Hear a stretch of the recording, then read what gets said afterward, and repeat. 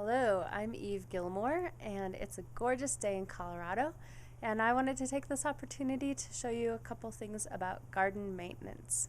Okay, so here we have my garden kitty who helps me garden.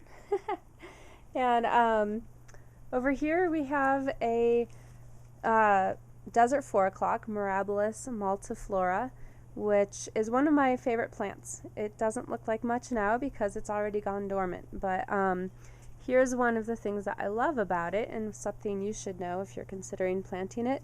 The maintenance is super easy. This one already fell off by itself. That stem right there just detaches from the crown of the plant, which is, if you look, it's right there. I don't know if you can see it, but this one hasn't been pulled off yet, but it's super easy to pull off. So I'm going to do it right now. Okay, that was it. So it basically has like a self-eject button. When it's done living for the year, the foliage just detaches. So it couldn't be easier. And then just a general tip about making maintenance easier is we can look at these irises for an example.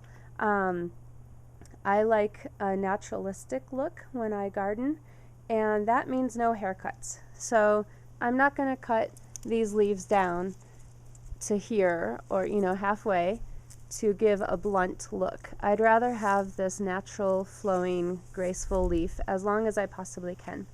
Some of the leaves have turned brown. That's okay, that's natural, but the easiest way I find to deal with them is to just go to the base and pull them right off.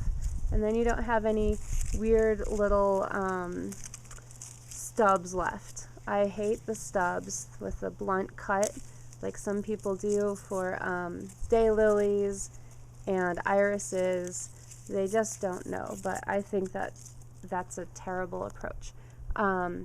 So with the daylilies too, you can take them by handfuls, but try to go down to the base. And then I'll show you with one other plant.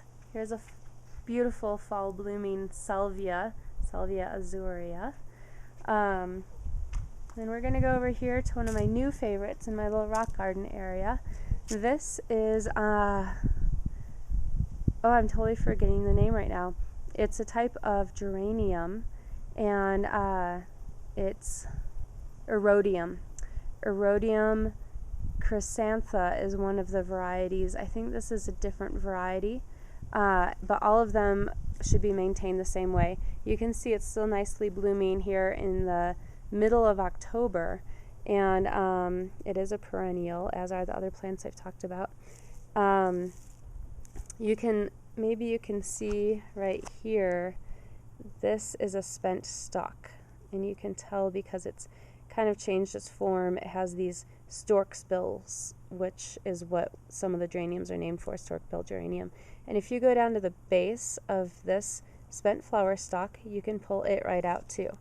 And you can do that with all of them that have already flowered, and it will keep your plant looking much nicer and keep it flowering as long as it possibly can.